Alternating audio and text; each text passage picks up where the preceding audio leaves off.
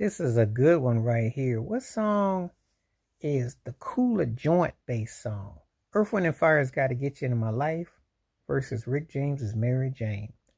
Now, if I told you Got to Get You Into My Life was about the joint, would you believe me? Well, yeah, it was amazing when I found out that story 40 plus years ago. I remember my grandmother's whole radio, she had a old sound system. Anyway, I played that thing and they were playing the Beatles' Gotta Get You Into My Life, and I was tripping because I had never heard it at that time.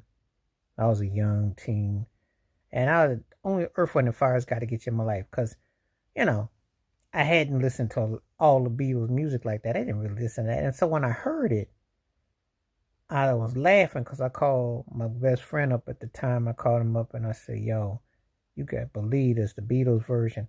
Because we knew Earth, Wind, and Fire version. I said, listen. And the thing about it is, musically back then, we would discuss parts. You know, when you're getting to being a music geek, you discuss parts and harmonies. And I thought, no wonder Maurice White running a Grammy arrangement for this, because the horn charts were all over the place. John Lennon's tone and McCartney's and gotta get you. It just had a rougher edge to it. And it went woo, and it just had that. And then the Earth, Wind, and Fire version was more smooth, more layered. The harmonies, it came out on the Greatest Hits Volume 1 in 78. And it just had more of a cool vibe to it. But what I found out is that it was a joint reference. That's what cracked me up, because Earth, Wind, and Fire had a feel-good vibe to them, but you never associate any kind of references to that. You wouldn't imagine that. So they did a cover of the Beatles song and flipped the script. One of the best cover versions of the Beatles songs I've ever heard.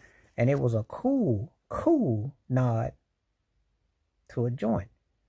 However, that same year, Rick James, Come and Get It, debut album on Motown Records, Stone City Band, Mary Jane.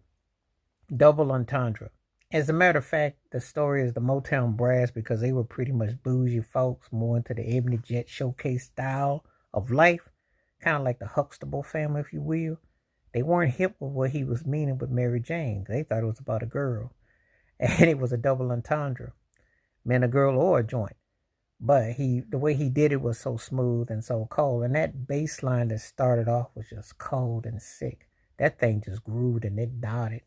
And you never think about these two songs coming out around the same time with the meaning and a nod to a joint, because you could see Rick James, but you wouldn't think Earth, Wind, and Fire would have a song like that. You know, you wouldn't think it, but it was so slick how